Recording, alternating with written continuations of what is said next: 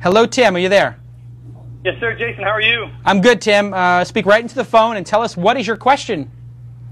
Well, I'm with Splat Technology, co-founder. We do mobile app development, and we're based in Arizona. We've made a number of contacts, some of which are with some, kind of larger companies and organizations, and they have positive feedback. Hey, yeah, we'd love to do an app. We're excited about app development for iPhone, BlackBerry, Palm Pre, whatever. Yeah. But how does a small fish like us, just getting rolling, how do we qualify some of these big guys? How do we know that they're sincerely interested? Kind of what's the next step after they give us the, hey, yeah, that's sweet? Tim, that is an excellent question. This is what big companies do. When I was at AOL, a lot of my friends would ask me, can I get an introduction to AOL? I want to tap those 100 million people coming every month. You are now working at AOL. You sold them your company, Weblogs Inc. How can I get a meeting? And I'd say, I can get you a meeting. This is not a problem. Just be aware that you may do 5 meetings, 10 phone calls, and it may never go anywhere. And this is not unique to AOL. This is every company, Yahoo, Google, IBM, Microsoft, every big company. It takes forever to make decisions. They have tons of business development people, and the only reason those business development people exist is to take meetings. So what they do is they take meetings, and they make friends with you, because their whole existence is based upon making friends with people and doing meetings and looking busy. But they can only do, what, 2 deals, 3 deals, 4 deals a year? Let's just say it's 1 a quarter. That's all they can really absorb is 1 a quarter. So if they're doing 1 deal a quarter, that means you got 4 shots. They're probably doing 15 meetings a week. That means they're meeting with over 500 people a year for 4 slots. It's like a 2% chance or a 4% chance of getting the deal. And you'll never know that. And you can have the best pitch in the world, but they just have a limited amount of bandwidth, and they got all these entrepreneurs coming in the front door trying to get it. So what you have to do as an entrepreneur is protect yourself, which is assume it's not going to happen. Assume 6 meetings in, 7 meetings in, 8 meetings in, it's not going to happen. I mean, you can be positive about it and, rah, rah, rah, but you have to run your business as if I'm going to go to 20 of these meetings and 1's going to happen. And you have to sort of properly allocate your time. And it's always good to say to the person, listen, I know you guys got a lot on your plate. Is this something you guys think you can execute on in the next 30 days, 60 days, or 90 days, or more? And I would ask them straight up, like, do you think you want an iPhone application or an Android application in the next 30 days or over 30 days? Because we have 3 other clients right now, and if you guys are not in it, we'll stay in touch with you, but we'll just put in our books to set up lunch in 35 days. You got to sort of, this is called managing clients, right? I mean, you have to manage them, because if not, they're just going to suck your life out of you. That's just the nature of it. That makes sense. So get a time frame, try to get a time frame out of them. Yeah. Maybe even in the first meeting, hey, yeah, we'd love an app. Mahalo would love an iPhone app or an Android app. Well, hey, Jason, what do you think? 60 days? Think we can get one done? Something like that? Right, exactly. And what I would say to you is, well, we've already built the Mahalo Answers application. It's going to be in the store. We'll have it out next month.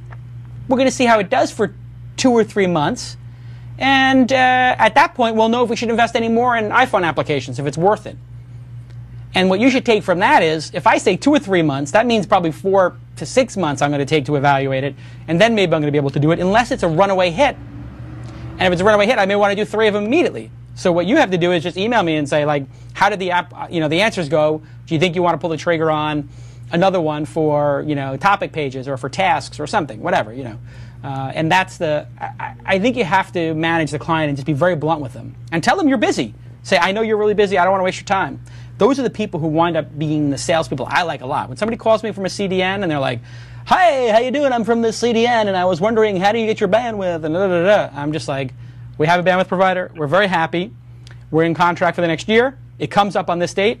You can call me 15 days out from that date. And they're like, okay, let's get lunch. And I'm like, no. There's no reason to get lunch. And those are the people who piss people off. People asking to have lunch and this and that.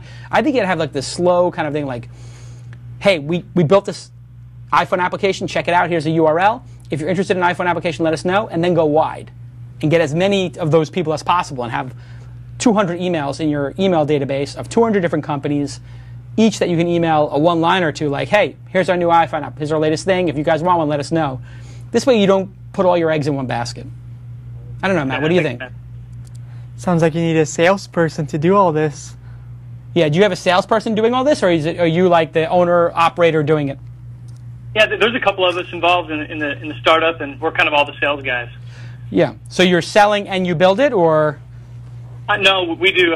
We contract out some developers. We have a couple in house, and I see. a couple that we contract out. So yeah, we're doing the management and sales. Yeah. So I mean, these companies will waste your time. Another thing you can do though is make lightweight ways for them to engage your product. This is what open source is all about. So if you had an open source version of your product or a free version, this is the freemium model.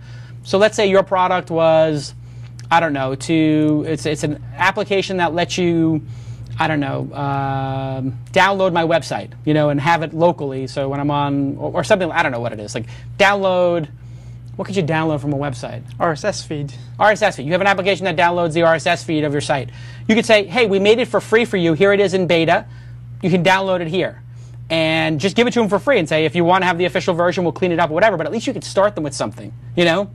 So maybe there's something. We thought of that. It's a good idea. Yeah, if you can, and they call that freemium. Free is the road to paid. So a lot of people do that. They upsell. So I like doing that. What I've done for Mahalo, we're doing these sort of site takeovers and wraparounds on the site. So I know people at different companies. So what I do is I know the guy from Best Buy. I know the guy from Radio Shack. I know the guy from Virgin, the woman from Virgin America. I like to just make something. I have my creative department make it with their logo and with their stuff, and then I just email it to them and say, if you want something like this, let me know.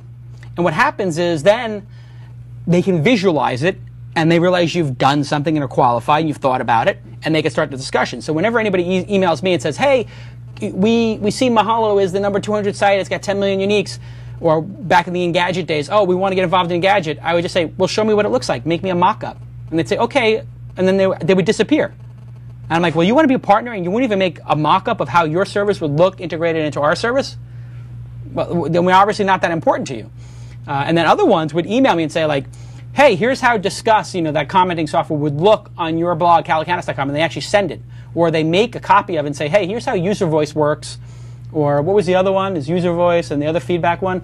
They just sort of make the site for you and they show you a template and like, here it is. That kind of stuff gets people to buy, I think, when they can actually visualize it. So if you're selling something and you have an idea for a Mahalo application, I would go to your designer and say, hey, make this. Boom. Put a designer on staff. Go to 99 Designs and ask them to design it out for you. That makes sense. Yeah, I like that. I love a little bit of investment, but it could pay off. I like it. And that's one of the things I do with people, because I do sales myself, because I love to sell.